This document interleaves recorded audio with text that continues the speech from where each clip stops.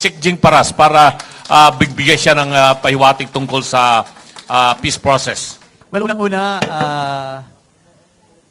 bakit mahal ko itong ating Pangulo?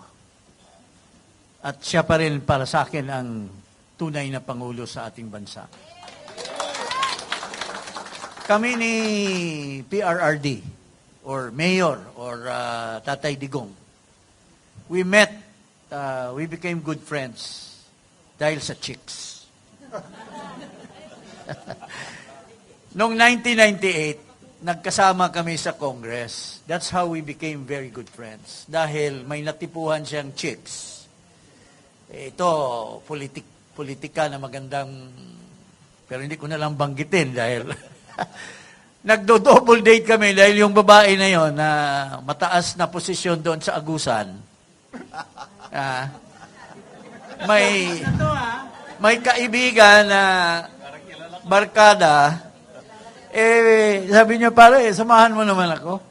Yun yung pagligaw niya noon.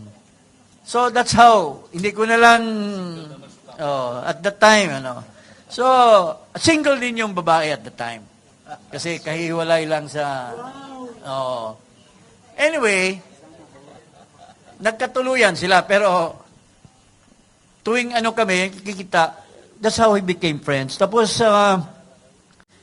nung umpisa, binay kami ni Sec Belio kasi hindi pa siya nag-declare Pero sa last hour, nagkakita kami, nagkasalubong kami sa airport. Sabi niya, pare, tulungan mo ako. Sumuporta ako sa kanya. But, I did not expect anything until nagkita kami uli.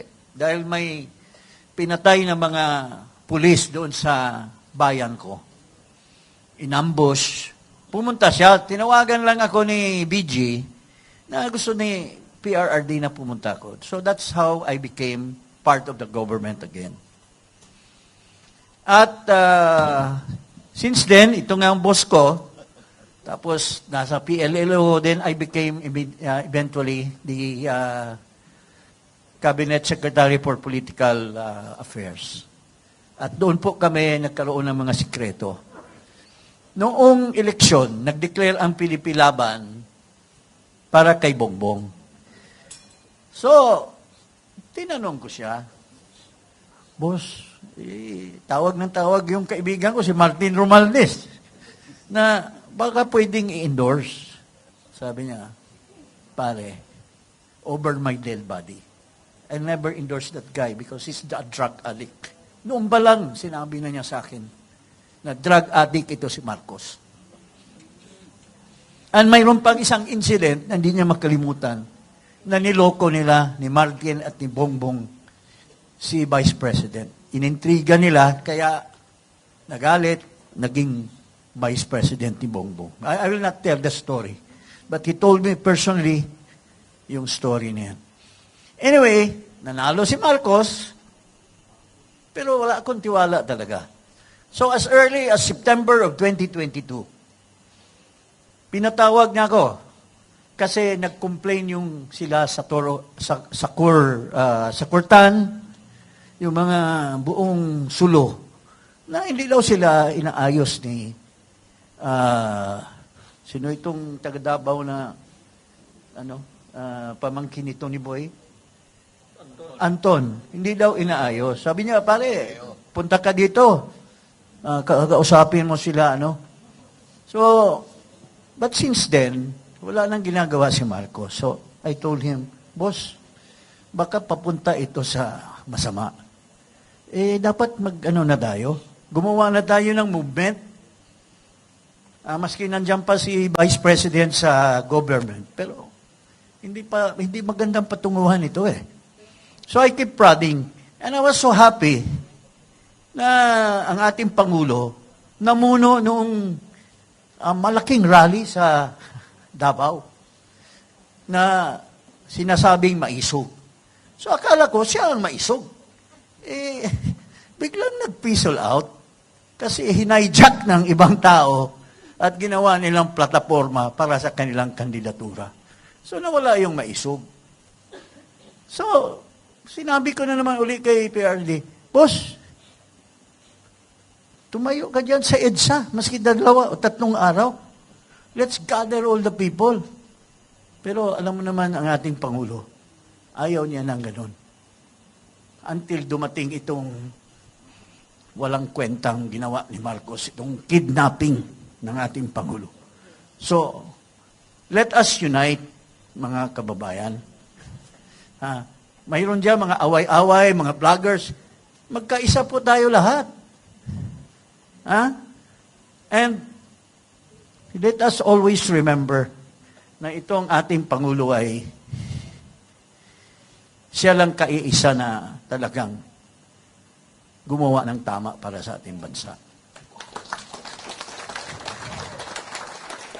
So, sinasabi ito si Secretary, tagal na namin magkasama. Nung kay Fernando po pa pare, Fernando po kami, hindi kami GMA noon eh.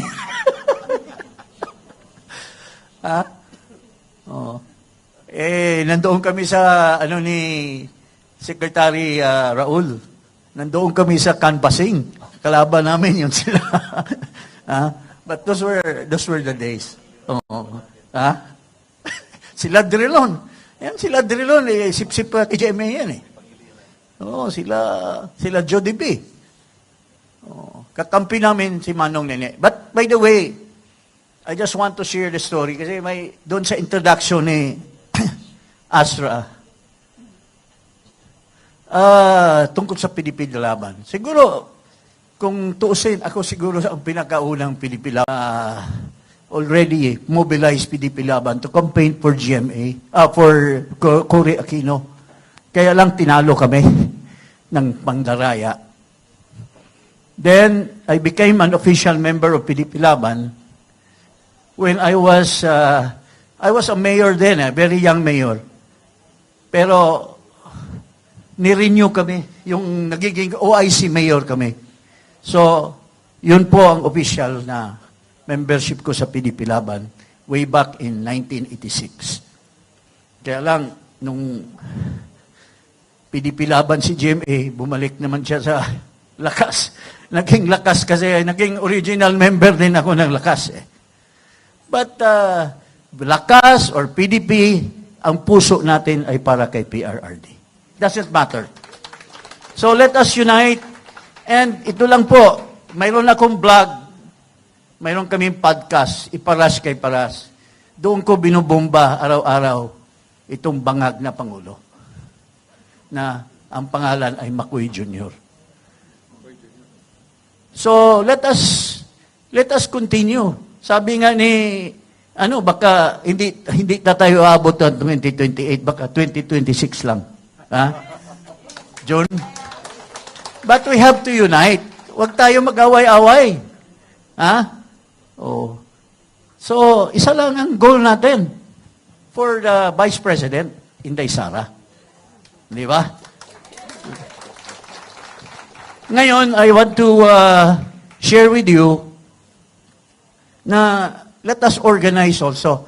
Mga kasama ko ngayon ay we formed an organization, yung Marcos Alice Jan Movement. Nandyan yung nire-revive namin yung Inday Cares. And let us continue propagating this organization. Kasi kailangan handa tayo eh. Hindi natin alam, like itong grabe ngayon nangyayari, itong ghost projects. Baka this will create, havoc in this administration. So anytime, pwede tayong mag-mobilize. Not illegally. No? Dineclare na nga ng Korte Suprema yung People's Power na it's a legal move ng mga Pilipino noong panahon ni Marcos Sr. So, yun lang po. At sabi ni Marcos, mahiya naman kayo.